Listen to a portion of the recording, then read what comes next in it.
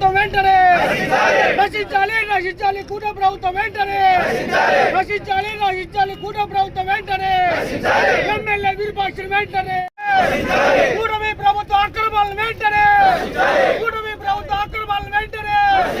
విరూపాక్ష అరెస్టును వెంటనే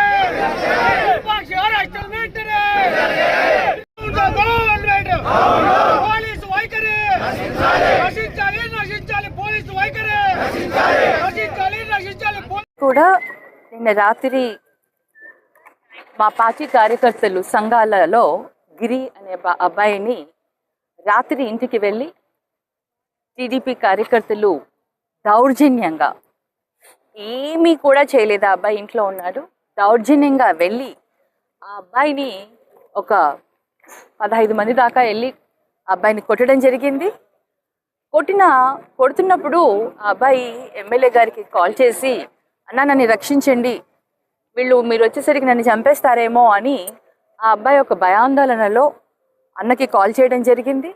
మరి ఒక కార్యకర్త పరిస్థితి తెలుసుకొని, కార్యకర్త ఇబ్బందుల్లో ఉన్నారని తెలుసుకొని ఎమ్మెల్యే గారు రావడం జరిగింది అక్కడికి.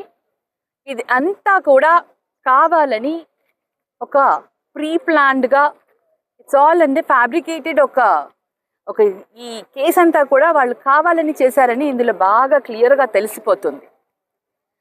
అన్న రాగానే అక్కడ అంతా కూడా ఒక కైండ్ ఆఫ్ ఇది క్రియేట్ చేయడము, ఎవరో తెలియని ఒక వ్యక్తి అక్కడ అద్దాలు పగలగొడితే అది మా వాళ్ళే చేశారని క్రియేట్ చేసి కావాలని, అంటే ఇదంతా కూడా ఒక ప్రీ ప్లాన్ అన్నమాట. ఏ విధంగా మనం అరెస్ట్ చేయాలంటే ఒక కేసుని క్రియేట్ చేయాలి. ఇదంతా కూడా ఒక క్రియేషన్ అన్నమాట, వాళ్ళు సృష్టించిన ఒక ఇది. ఇప్పుడు అన్న రాత్రి ఆ విధంగా అవ్వగానే పోలీస్ స్టేషన్లో కంప్లైంట్ ఇద్దామని ఆ అబ్బాయిని తీసుకుని పోలీస్ స్టేషన్కి వస్తే ఇక్కడ ఎవరూ లేరు ఇక్కడ కంప్లైంట్ తీసుకోవడానికి.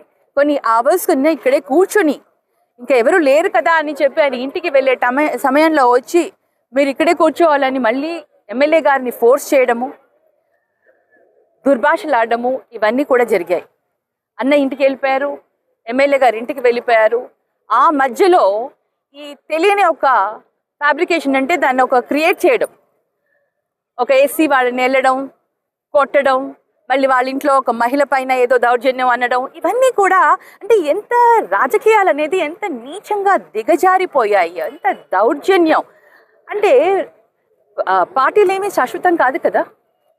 5 సంవత్సరాలకు ఒకసారి ప్రజా తీర్పు వస్తుంది. ఆ తీర్పులో మళ్ళీ ఏ పార్టీలు వస్తాయి, ఎవరు వస్తుంది, వీటన్నిటిని ఎందుకు మర్చిపోతారో నాకు అర్థం కాదు.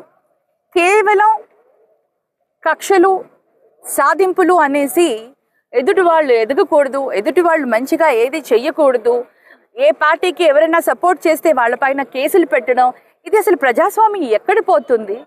ప్రభుత్వం ఉన్న వాళ్ళందరూ కూడా ఏ విధమైన ప్రజాస్వామ్యాన్ని ప్రజలకు చూపిస్తున్నారు అని నిజంగా ఈ దౌర్భాగ్యమైన పరిస్థితిని ఎందుకు తీసుకొస్తున్నారని బాధేస్తుంది ఒక్కొక్కసారి. ఈరోజు సండే రాత్రి వెళ్ళి నిన్న రాత్రి తెల్లవారుజామున రాత్రి సమయంలో తలుపులు పగలగొట్టి మరి అన్నేమన్నా తీవ్రవాదియా? ఏమన్నా తప్పు చేశారా? తలుపులు పగలగొట్టాల్సిన అవసరం ఏమొచ్చింది? అంటే ఒక ఆందోళన క్రియేట్ చేయాలి, ఈయనకి సపోర్ట్ ఎవరు ఇంకా కార్యకర్తలు వచ్చే లోపల మేము ఏదో చెయ్యాలి అన్న ఒక ఆతృత. ఇవన్నీ కూడా ప్రజాస్వామ్యానికి వ్యతిరేకంగా వెళ్తున్నారు. ప్రజలని అందరినీ కూడా భయాందోళనలో పెట్టి పార్టీలో ఎవరు కూడా పార్టీకి సపోర్ట్ చేయకూడదని పార్టీ కార్యకర్తల్లో ఒక భయాందోళనని క్రియేట్ చేయాలని కేవలం ఒక దురుద్దేశంతో క్రియేట్ చేసిన కేసు ఇది. ఎంత నీచానికి ఎంత దిగజారిపోయి ఒక మహిళని కూడా వాళ్ళు వాడుకుంటున్నారు అంటే ఒక్కసారి అందరూ కూడా ఆలోచించండి. తప్పు జరిగి అన్న ఎమ్మెల్యే గారి తమ్ముడికి చెయ్యి విరిగి ఆయనకు దెబ్బ తగిలితే ఆయన కేసు కట్టడానికని వస్తే వాళ్ళని అరెస్ట్ చేసి ఎవరైతే కొట్టారో వాళ్ళకి ప్రొటెక్షన్ ఇస్తున్నారు. అంటే ఈ సమాజాన్ని ఏమనాలి, ఈ విధంగా సమాజంలో జరుగుతున్న ఒక వ్యవస్థని ఏమనాలో అర్థం కావని పరిస్థితిలో ఈరోజు ఉంది. నిజంగా చాలా దారుణంగా బిహేవ్ చేస్తున్నారు కూటమి ప్రభుత్వం. ఇప్పటికైనా మీరు చేసే దారుణాలు మీకే తిరిగి కొడతాయి. రేపొద్దున ప్రజలు ఇవన్నీ చూస్తున్నారు కాబట్టి న్యాయ అన్యాయం అనేది తప్పకుండా మీకు తిరిగి కొడుతుంది. మళ్ళీ వచ్చే ప్రభుత్వంలో మాదే వస్తుంది. కానీ ఇటువంటి దౌర్జన్యాలు ఇటువంటివి ఎప్పుడు కూడా మాకు ఇలాంటివన్నీ మేము ఎప్పుడు కూడా ఎంకరేజ్ చేయలేదు మా ప్రభుత్వం ఉన్నప్పుడు కూడా.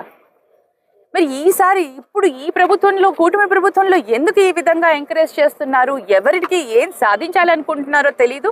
ప్రజలు అందరూ కూడా గమనిస్తున్నారు. వాళ్ళు తప్పకుండా వచ్చే ఎన్నికల్లో బుద్ధి చెప్తారు. మళ్ళీ ప్రజా న్యాయానికి వెళ్ళినప్పుడు మాకు న్యాయం జరుగుతుంది. ఇప్పుడు వ్యవస్థలన్నీ వాళ్ళ చేతిలో ఉన్నాయి కాబట్టి మాకు అన్యాయం జరుగుతుంది, మాకు దౌర్జన్యాలు చేస్తున్నారు. బట్ ఎంత రోజులని చేస్తారు?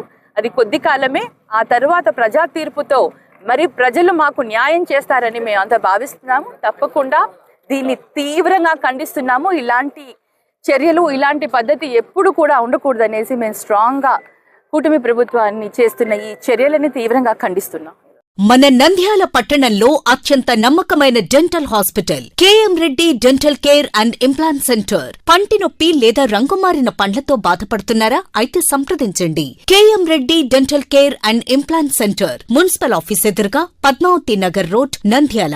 గత 7 సంవత్సరాలుగా సుదీర్ఘ అనుభవం కలిగిన డాక్టర్ కేఎం రెడ్డి ఎండిఎస్ గారి నిర్వహణలో అత్యాధునిక వైద్య పరికరాలతో సరికొత్త అపారమైన అనుభవంతో నంద్యాల పట్టణ ప్రాంత ప్రజలకు విశేషమైన సేవలందిస్తున్నారు. పేద మధ్యతరగతి ప్రజలకు దంత వైద్యం అందుబాటులో ఉండాలని మేం ఫ్యామిలీ కార్డ్ ప్రవేశపెట్టడమైనది. ఫ్యామిలీ కార్డ్ లో సదుపాయాలు: కుటుంబంలోని 6గురికి 1 సంవత్సరం పాటు ఉచిత ఓపీ చెకప్, ఉచిత ఎక్స్రే స్కానింగ్ 1 సంవత్సరం వరకు, మొదటి స్కేలింగ్ డెంటల్ క్లీనింగ్ నార్మల్ ఫీతో చేయించుకున్న తర్వాత 6 నెలలకు 2వ స్కేలింగ్ లో 50% మినహాయింపు, ఉచిత బీపీ మరియు బ్లడ్ షుగర్ లెవెల్ చెకప్. మా ప్రత్యేకతలు: డెంటల్ ఇంప్లాంట్, లేజర్ చికిత్స, root canal treatment, smile designing, పారదర్శక క్లిప్స్, పళ్ల సెట్టు, పళ్లు లేని వారికి ఫిక్సెడ్ పళ్లు అమర్చుట, వంకర పళ్లను సరిచేయుట, చిన్నపిల్లల్లో దంత సమస్యలకు ప్రత్యేక చికిత్సలు, పాలదంతాల పుచ్చు, విరిగిన పళ్లు, 2 వరుసల్లో పళ్లు, ఎత్తుపళ్లు వంటి సమస్యలకు చికిత్స, ఆర్మీ మరియు ఎక్స్ ఆర్మీ వ్యక్తులకు ఉచిత OP. KM Reddy dental care and implant centre, municipal office ఎదురుగా, పద్మావతి నగర్ రోడ్, నంద్యాల.